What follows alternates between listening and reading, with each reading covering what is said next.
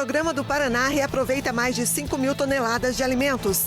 Famílias e entidades assistenciais são beneficiadas. Paraná integra a Rede Mundial Oceano Limpo. Compromisso ambiental fortalece a preservação do litoral. Na capital federal, Santa Catarina participa de feira de turismo e se fortalece como destino das 4 estações. No sul catarinense, asfaltamento chega ao segundo trecho da rodovia da imigração, importante rota turística. Racismo no futebol brasileiro aumenta 40%, aponta estudo. Cresce índice de pobreza na Argentina. Mais da metade da população passa problemas financeiros e tem dificuldade em se alimentar. E você vai ver ainda. Espetáculo Lendas Brasileiras é destaque em Curitiba. Atração que une música, dança e teatro conta com a participação da Orquestra Sinfônica do Paraná. Essas e outras notícias a partir de agora no Pix News.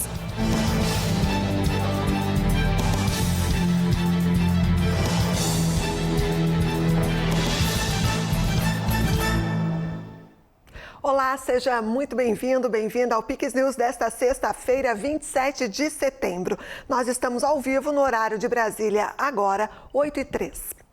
Iniciamos esta edição falando que começaram os trabalhos de pavimentação asfáltica na rodovia da Imigração em Pedras Grandes, no sul de Santa Catarina. Os trabalhos no segundo trecho a ser pavimentado ocorrem de Azambuja a Rancho dos Bugres. O primeiro trecho da rodovia, que liga o centro de Pedras Grandes a Azambuja, está praticamente concluído, faltando pavimentar apenas um trecho de 400 metros. O segundo trecho da rodovia terá uma ciclovia paralela à pista. A estrada interliga os municípios de Pedras Grandes e Uruçanga, no sul de Santa Catarina, sendo uma importante rota turística, repleta de atrativos naturais, propriedades rurais e o Parque Ecológico Rancho dos Bugres. E no Paraná, os trabalhos de duplicação da rodovia PR-466 entre Guarapuava e o distrito de Palmeirinha, na região centro-sul do estado, estão avançando. O Departamento de Estradas e Rodagem já fez a limpeza das áreas e remoção de camada vegetal ao longo do trecho de pouco mais de 11,5 km.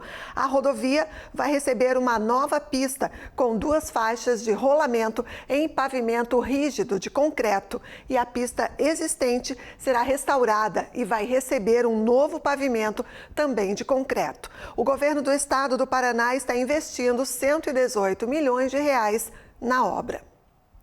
Santa Catarina se fortalece na Feira de Turismo Abave Expo 2024, que ocorre até sábado na capital federal.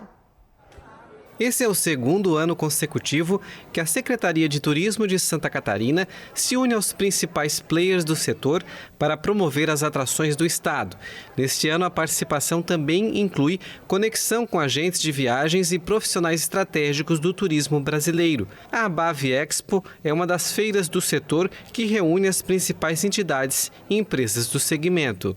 Santa Catarina se reposicionando no mercado nacional como um destino de excelência, oferecendo aos operadores e aos agentes de viagens pacotes impressionantes para que seus clientes possam vir para o nosso estado e desfrutar de uma experiência turística maravilhosa. Com uma diversidade natural e cultural, Santa Catarina oferece experiências únicas para todos os gostos. De praias paradisíacas a montanhas e vinhedos, o estado é um destino completo. Durante a Abave Expo, que segue até esse sábado, a Setur apresenta 20 atrativos e representantes turísticos de diversas regiões, demonstrando a riqueza e a pluralidade das ofertas. Esses coexpositores foram selecionados por meio de um edital de chamamento público, garantindo a qualidade e a representatividade dos destinos catarinenses. O estado do Paraná passa a integrar a Rede Mundial Oceano Limpo, pela limpeza e preservação do mar e das costas. A adesão do Paraná à Rede Oceano Limpo, movimento liderado pela Unesco para a preservação do meio ambiente marinho e ecossistemas costeiros, foi oficializada com a assinatura de carta compromisso em solenidade realizada em Paranaguá, no litoral paranaense.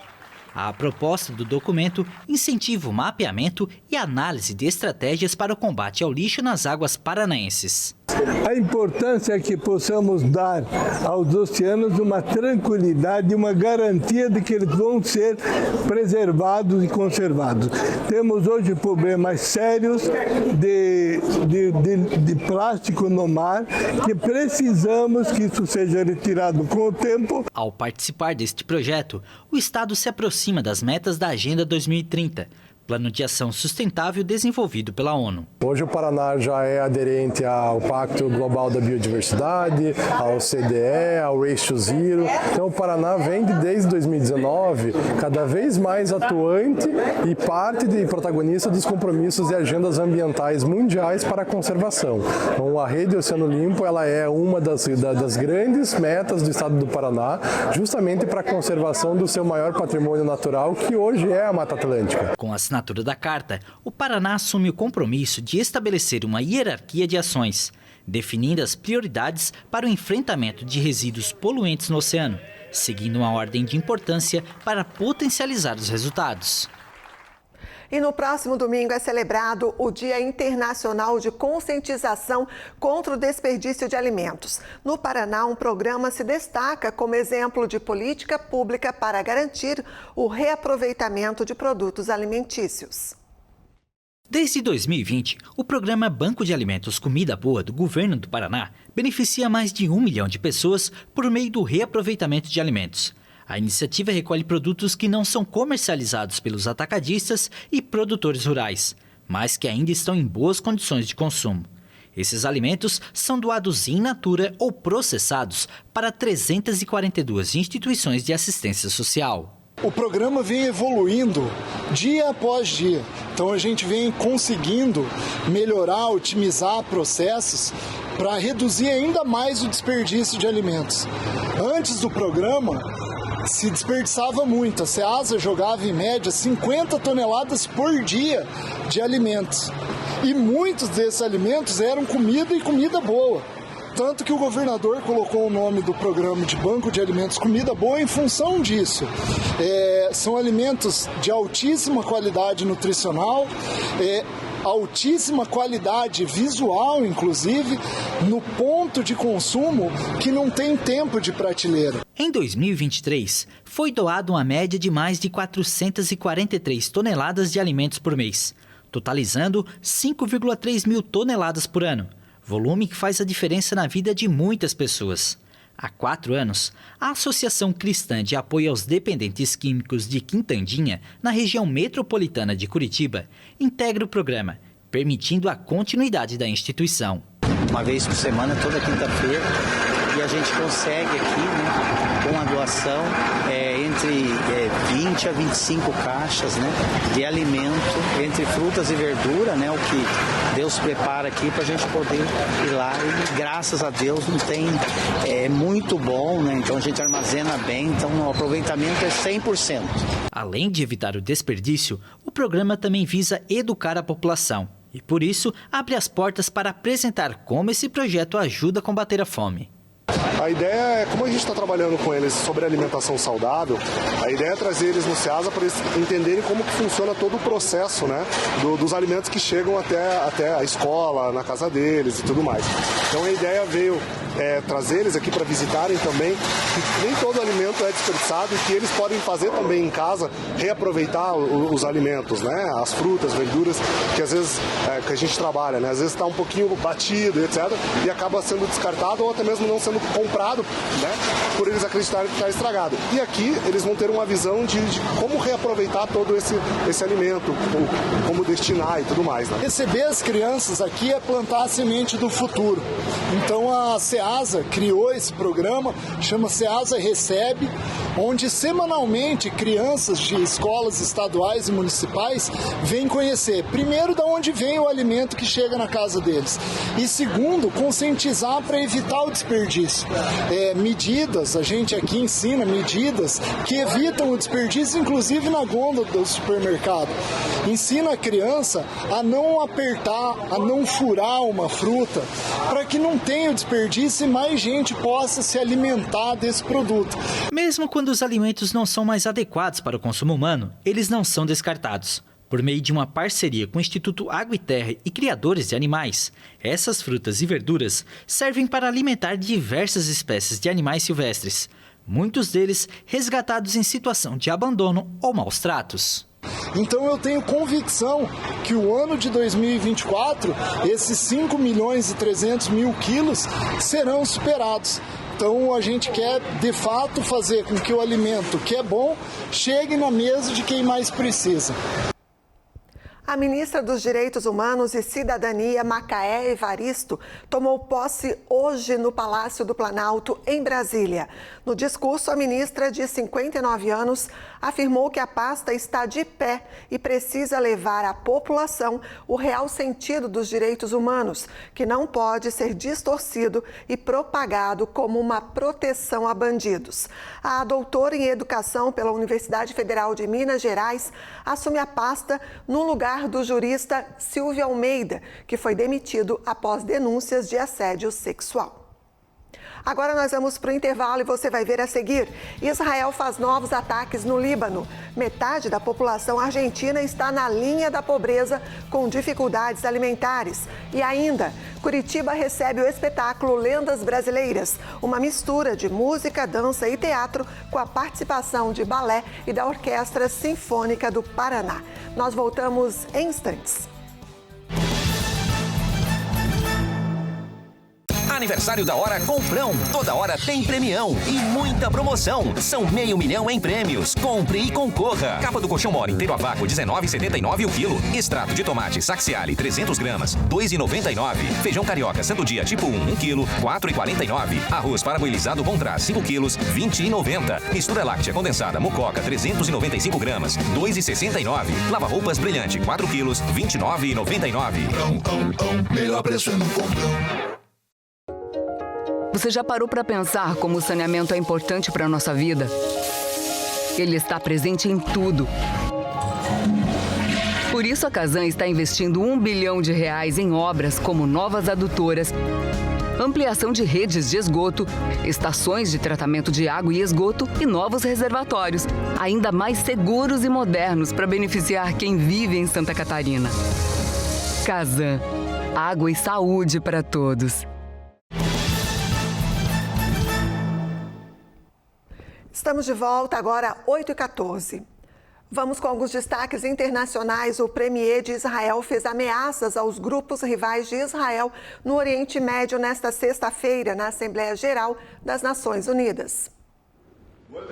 O primeiro-ministro de Israel, Benjamin Netanyahu, discursou na Assembleia Geral das Nações Unidas em uma fala centrada nos conflitos que o país está imerso. Delegados de diversos países, entre eles do Líbano e dos territórios palestinos, saíram do salão quando o premier israelense subiu ao púlpito, optando por não ouvir o discurso de Netanyahu em protesto pelas ações de Israel. Só nesta semana, o exército de Israel destruiu grande parte dos foguetes do Hezbollah, construídos com financiamento do Irã por 3 décadas. Nós matamos comandantes militares que não somente derramaram sangue israelense, mas americano e francês também. E depois matamos os substitutos e os substitutos dos substitutos. Vamos continuar enfraquecendo o Hezbollah até cumprir nossos objetivos. Na última quarta, os Estados Unidos e aliados divulgaram uma proposta de cessar-fogo de 21 dias no Líbano, que foi rejeitada por Israel. Netanyahu aproveitou o discurso da ONU para fazer um alerta ao Irã. Tem uma mensagem para os tiranos de Teherã. Se vocês nos atacarem, vamos atacar vocês. Não há lugar no Irã que o longo braço de Israel não consiga alcançar, e isso é verdade para todo o Oriente Médio. Enquanto Netanyahu está em Nova York, novos bombardeios foram registrados no Líbano. Israel afirmou ter bombardeado nesta sexta-feira o quartel-general do Hezbollah, no subúrbio sul de Beirute. E como vimos na reportagem, Israel efetuou nesta sexta-feira dezenas de bombardeios no Líbano contra o Hezbollah, que lançou foguetes contra o território israelense. A ONU alertou para uma situação catastrófica no Líbano. Desde a última segunda, mais de 700 pessoas morreram no Líbano nos bombardeios de Israel contra o movimento libanês, apoiado pelo Irã e aliado do Hamas. Diante do cenário, Estados Unidos, União Europeia e vários países árabes fizeram um apelo por um cessar-fogo de 21 dias, uma proposta rejeitada pelas autoridades israelenses, que insistiram que o país vai lutar contra o Hezbollah até a vitória. Estamos testemunhando o período mais mortal no Líbano em uma geração e muitos expressaram medo de que isso seja só o começo. Nos últimos 5 dias, a Força Aérea Israelense bombardeou os redutos do Hezbollah em todo o país. Ações que obrigaram quase 120 mil pessoas a saírem de casa. O Hezbollah abriu uma frente contra Israel em solidariedade ao Hamas, alvo de uma ofensiva israelense na faixa de Gaza desde os ataques de 7 de outubro. Na semana passada, Israel anunciou que o centro de gravidade da guerra contra o Hamas estava se deslocando para a fronteira com o Líbano. O governo afirma que o objetivo é garantir o retorno de dezenas de milhares de moradores do norte de Israel, deslocados pelos ataques do Hezbollah. E uma fonte próxima ao grupo terrorista Hezbollah afirmou que o líder do grupo, Hassan Nasrallah, está bem após o bombardeio de Israel hoje. Canais de televisão de Israel informaram que ele foi alvo da explosão que destruiu 6 prédios. De acordo com o Ministério da Saúde libanês, 2 pessoas morreram e 76 ficaram feridas no episódio. Agora, mudando de assunto, a pobreza na Argentina atingiu mais da metade da população no primeiro semestre. De acordo com o Instituto de Estatísticas INDEC, 52,9% dos argentinos são pobres. Na primeira metade do ano, com o início da política de ajustes do presidente ultraliberal Javier Milei, a indigência também aumentou 6,2 pontos. Cerca de 18% no país, de 47 milhões de habitantes. Atualmente, na atualidade que estamos vivendo nós acá, é um terror, é um medo. A situação que estamos vivendo aqui é um terror. É um medo muito grande porque a fome traz medo, a fome traz terror. Eu nunca passei por isso na minha vida. Nunca vivi uma situação como esta. Nunca vivi uma situação desta. O INDEC calcula a pobreza comparando a renda dos lares com o custo de uma cesta básica completa. Isso inclui alimentos e outros bens e serviços, como roupas e transporte. No primeiro semestre, a cesta valia $240, o equivalente a R$ 1.306. O Produto Interno Bruto da Argentina também foi afetado e caiu 1,7% no segundo trimestre deste ano, em comparação com o trimestre anterior. O PIB é um indicador de atividade econômica. Os números acompanham uma das inflações mais altas do mundo, de 236,7% em 12 meses até agosto. O índice de preços dos Estados Unidos, publicado nesta sexta, mostrou que a inflação americana reduziu 2,2% em termos anuais em agosto, frente aos 2,5% de julho. O dado é melhor do que o previsto, já que os analistas esperavam 2,3%. No entanto, a inflação subjacente, que exclui os preços mais voláteis como alimentação e energia, subiu 2,7% na medição em 12 meses, frente aos 2,6% de julho. Outro índice de inflação, o IPC, que reajusta as pensões, caiu em agosto para o nível mais baixo desde fevereiro de 2021, a 2,5% anual. O Papa Francisco está na Bélgica e discursou hoje sobre temas como abusos sexuais na Igreja Católica. Ele afirmou que é necessário pedir perdão. O Papa Francisco afirmou nesta sexta-feira que a Igreja Católica deve buscar o perdão pelo flagelo dos abusos sexuais de menores de idade, em um discurso diante de representantes políticos e da sociedade civil na Bélgica. No discurso, o pontífice argentino fez referência a um grande escândalo que abalou a Igreja belga no ano passado, relacionado a abusos de menores e adoções forçadas de crianças de mães solteiras. Fratelli e sorelle, questa è la vergogna. Irmãos e irmãs, esta é a vergonha, a desgraça que vamos ter que enfrentar hoje e pedir perdão para resolver o problema.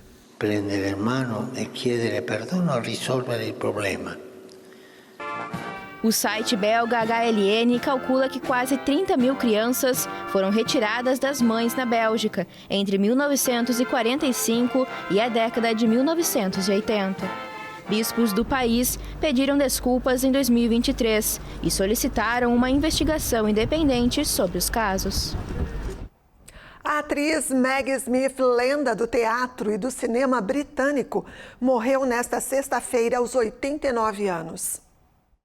De acordo com a família, Maggie Smith, que brilhou no filme Harry Potter e na série Downton Abbey, morreu na manhã desta sexta em um hospital, cercada por amigos e familiares nos momentos finais da vida. Maggie Smith ganhou o Oscar de melhor atriz pela atuação em Primavera de uma Solteirona e de melhor atriz coadjuvante por California Suite. Ela teve uma carreira marcada pela variedade de papéis e gêneros, desde a Madre Superiora em Mudança de Hábito, em 1992, ao lado de Whoopi Goldberg, a uma idosa sem teto em A Senhora da Van. A atriz, que participou de mais de 50 filmes, conquistou 58 prêmios e 157 indicações, incluindo 6 ao Oscar, também ganhou 5 BAFTAs, a maior premiação do cinema britânico, além de um prêmio honorário e 3 indicações. Nascida em 28 de dezembro de 1934, em Ilford, Maggie Smith começou a atuar nos palcos do Oxford Playhouse no início dos anos 1950. Posteriormente, ingressou nas companhias de teatro londrinas Old Vic e Royal National Theatre, ao lado do primeiro marido, o ator Robert Stephens. A atriz iniciou a carreira no cinema na década de 1960. Maggie Smith, uma das artistas mais conhecidas e famosas do Reino Unido, foi nomeada comandante da Ordem do Império Britânico em 1990, pelos serviços prestados ao país nas artes. A atriz foi casada 2 vezes e teve 2 filhos, também atores.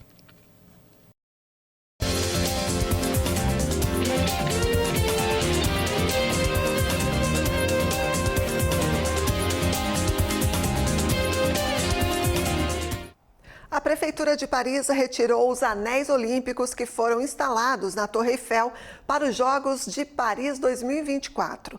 Há um projeto para instalar novos anéis mais leves e permanentes. Os anéis olímpicos colocados na Torre Eiffel desde junho foram retirados na madrugada desta sexta-feira, mas a Prefeitura deseja substituí-los por uma estrutura mais permanente até 2028.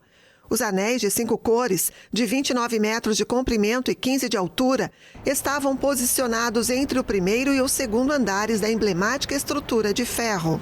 A prefeita de Paris, Anne Hidalgo, deseja que o símbolo do olimpismo continue decorando o monumento até os Jogos de Los Angeles 2028, apesar da rejeição dos descendentes do criador do monumento, Gustave Eiffel.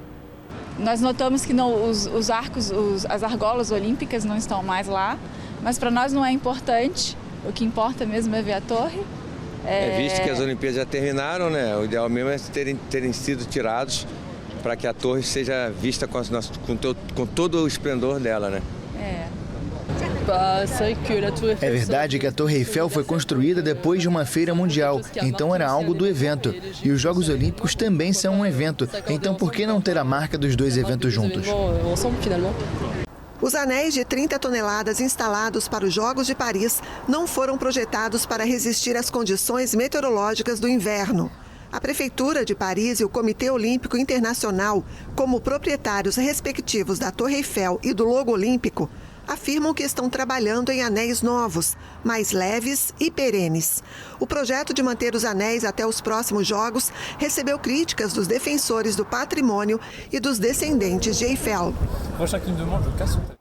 Os casos de racismo no futebol brasileiro aumentaram quase 40% em 2023 e tiveram um crescimento quase constante desde que esse tipo de monitoramento começou a ser realizado.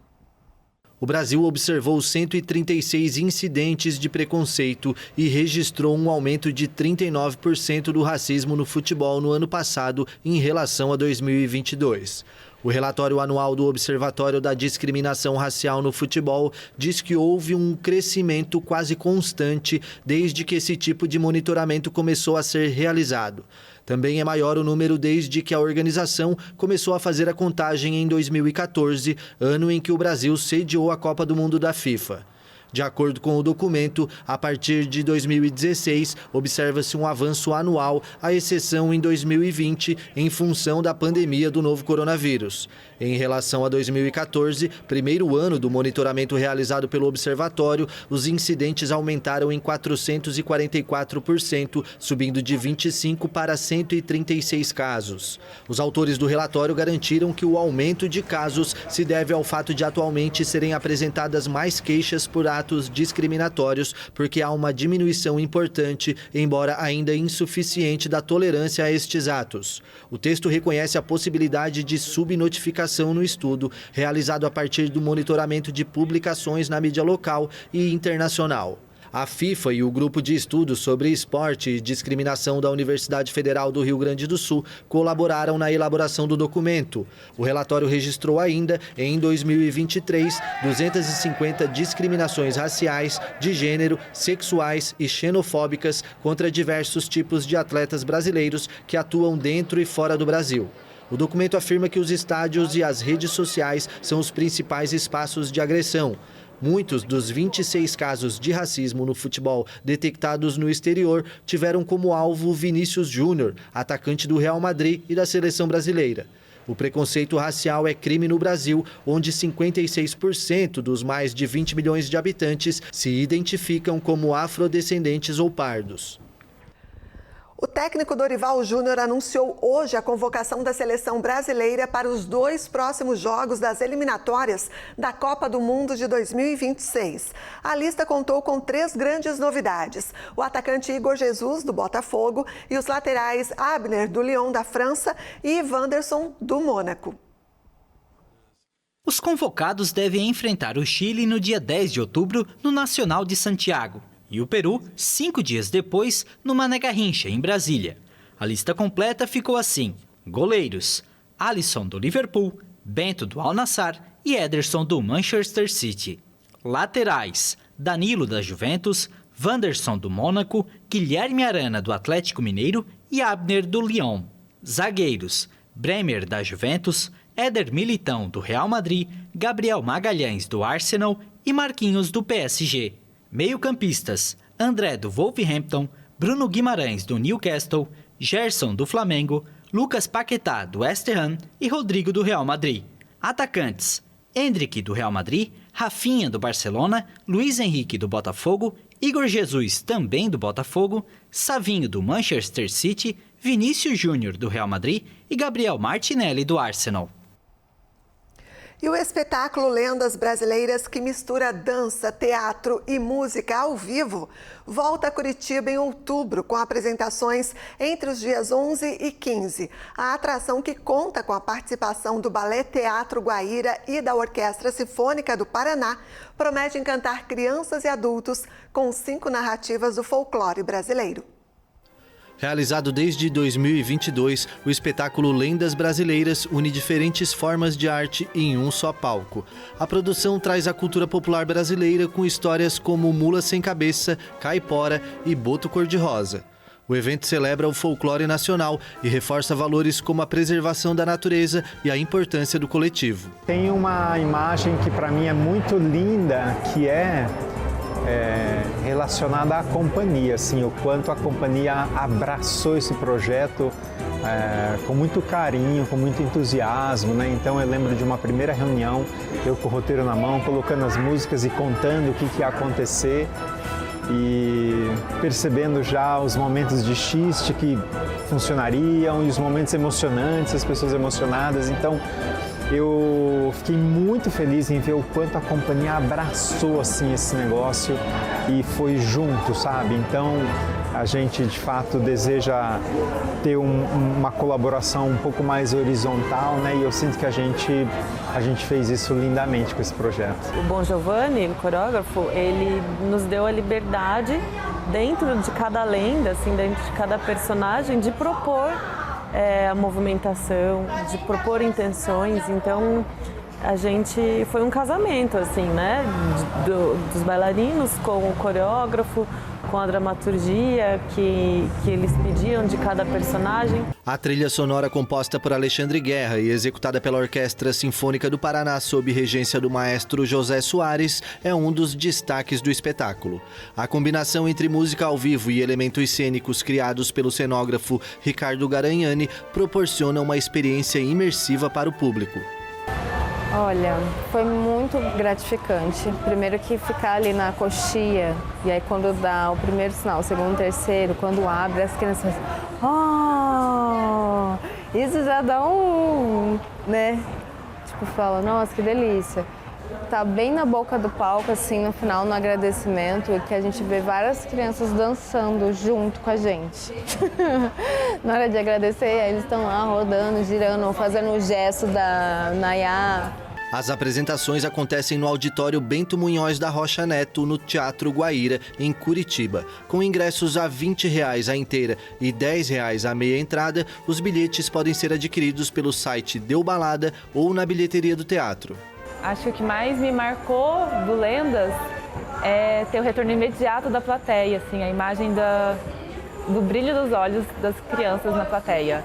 E das crianças de todas as idades, né? Dos pais também, avós, de todo mundo. Assim, acho que o que foi mais forte é porque a gente tem esse momento de estar perto do público, de passar no meio do público. Então ficou bem marcante da gente poder quebrar, né, essa parede que a gente tem de estar dentro do palco, naquele breu que não vê todo mundo, e daí por um instante a gente sai do palco e vai lá para todo mundo. Então essa imagem de ter essa troca.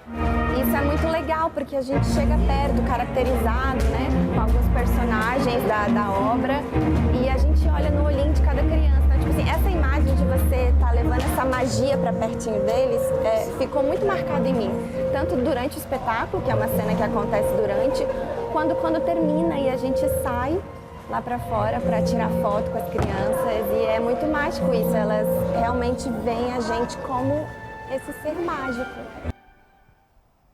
E assim a gente encerra esta edição do Pix News. Mais notícias no nosso site e também nas nossas redes sociais. Muito obrigada pela companhia.